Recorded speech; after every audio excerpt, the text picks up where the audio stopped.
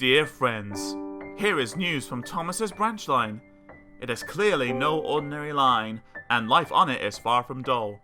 Thomas asked me to say that if you are ever in the region, you must be sure to visit him and travel on his line.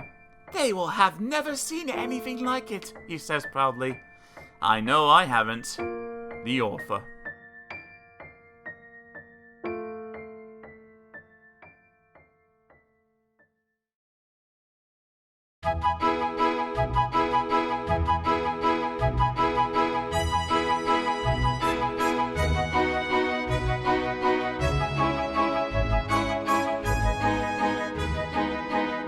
Book 4. Tank Engine Thomas Again. Story 1. Thomas and the Guard.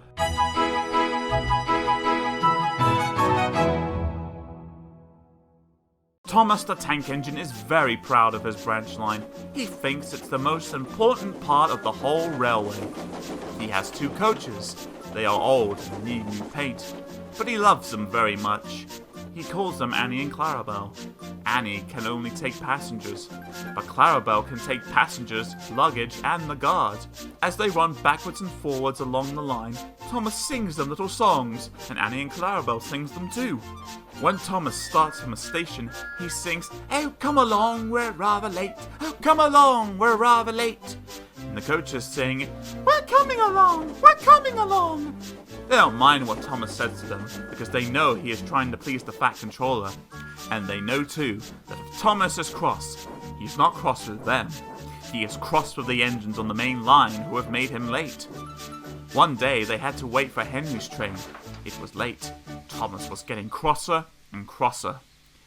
"How can I run my line properly if Henry is always late? He doesn't realize that the Fat Controller depends on me." And he whistled impatiently. At last, Henry came. "Where have you been, lazy bones?" asked Thomas crossly. "Oh dear, my system is out of order. No one understands my case. You don't know what I suffer," moaned Henry. "Rubbish," said Thomas. "You're too fat. You need exercise." Lots of people with piles of luggage got out of Henry's train, and they all climbed into Annie and Clarabelle. Thomas had to wait until they were ready. At last the guard blew his whistle, and Thomas started at once. The guard turned round to jump into his van, tripped over an old lady's umbrella, and fell flat on his face.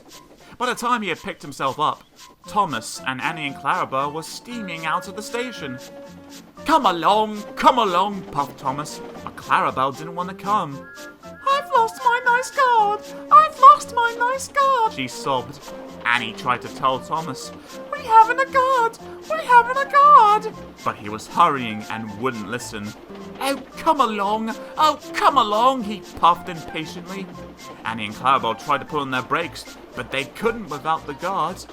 "Where is our guard? Where is our guard?" they cried. Thomas didn't stop till they came to a signal. "Bother that signal," said Thomas. "What's the matter?" "I don't know," said his driver. "The guard will tell us in a minute."